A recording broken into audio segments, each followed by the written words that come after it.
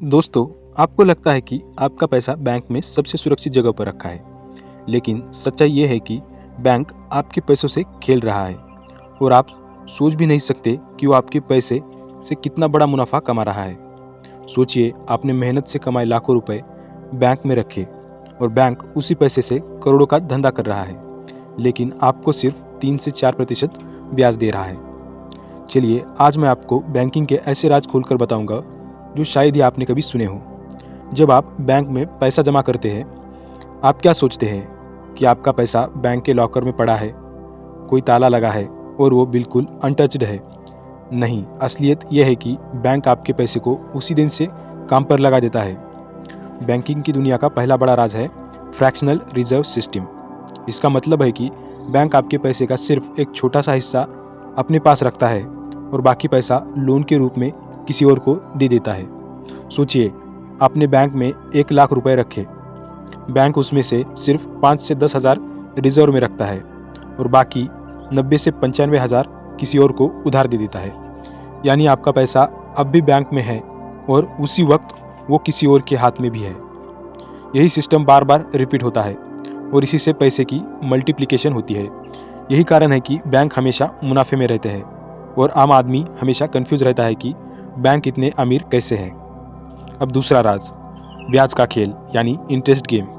जब आप अपना पैसा सेविंग अकाउंट या फिक्स्ड डिपॉजिट में रखते हैं, बैंक आपको 3 से 6% ब्याज देता है, लेकिन वही पैसा जब बैंक लोन या क्रेडिट कार्ड के जरिए किसी को देता है तो 12% या 18% और कभी कभी 36% तक ब्याज वसूलता है।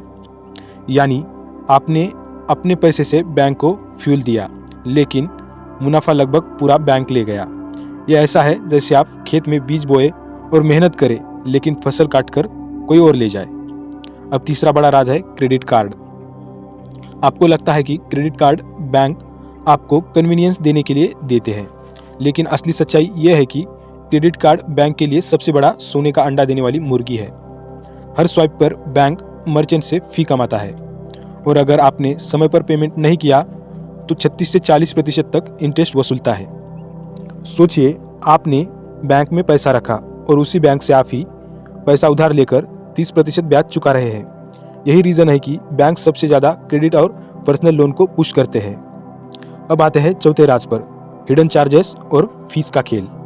बैंक स्टेटमेंट ध्यान से देखिएगा, आपको maintenance fee, SMS charge, check bounce charge, late payment fee, ATM fee जैसे ढेर सारे छुपे हुए चार्जेस मिलेंगे। ये छोटे छोटे चार्जेस मिलकर बैंकों के लिए अरबों का बिजनेस बना देते हैं। और मज़े की बात यह है कि आप इन चार्जेस को कभी नोटिस भी नहीं करते।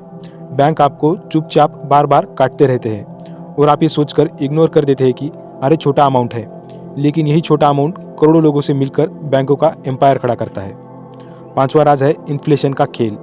आपको लगता है कि बैंक आपके पैसे को ग्रो कर रहा है, लेकिन असलियत यह है कि इन्फ्लेशन हमेशा आपके बैंक ब्याज से ज़्यादा होता है।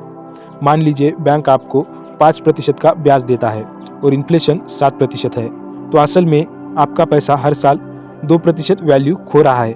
यानी आपने बैंक में पैसा रखा ताकि सुरक्षित रहे, लेकिन असल में उसकी बाइंग पावर घट रही है। बैंक आपका पैसा बचा नहीं रहा, धीरे धीरे खा रहा है और यही कारण है कि मिडिल क्लास कभी अमीर नहीं बन पाता। अब छठा राज, लोन्स और EMI culture.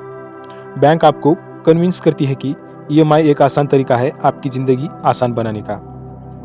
EMI easy monthly instalment, लेकिन असली सच्चाई यह है कि यह अर्निंग मनी फॉर इंस्टीट्यूशन है, क्योंकि एक लोन की EMI में प्रिंसिपल से ज़्यादा हिस्सा इंटरेस्ट का होता है।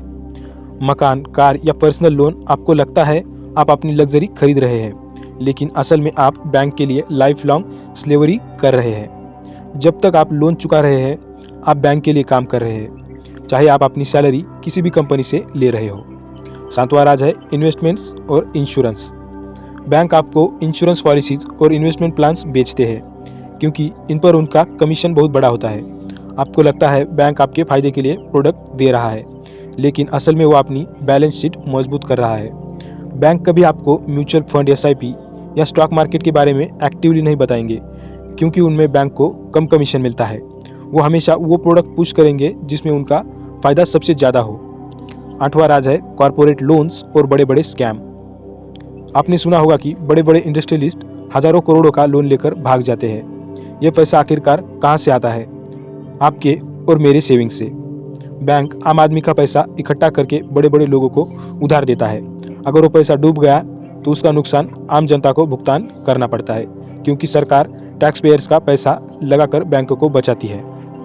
यानी गरीब मेहनत करके पैसा कमाए, बैंक को दे, बैंक उस पैसे से अमीर को लोन दे, और अगर अमीर भाग गया तो फिर गरीब टैक्स देकर बैंक को बचाए। ये सिस्टम हमेशा रिच को रिच और पुअर को पुअर बनाता है। नौवां राज है मार्केटिंग इल्यूजन।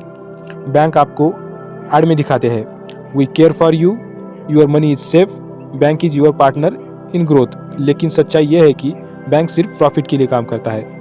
उनका हर प्रोडक्ट, हर सर्विस और हर ऑफर डिजाइंड है आपको कन्वीनियंस देने के बहाने से आपका पैसा खींचने के लिए।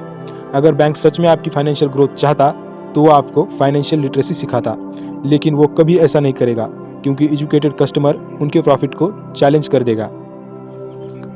दोस्तों, अब आप सोच रहे होंगे कि इस सिस्टम से बाहर कैसे निकला जाए। इसका आंसर सिंपल है, फाइनेंशियल अवेयरनेस। बैंक का यूज करें, लेकिन बैंक पर डिपेंड मत रहे।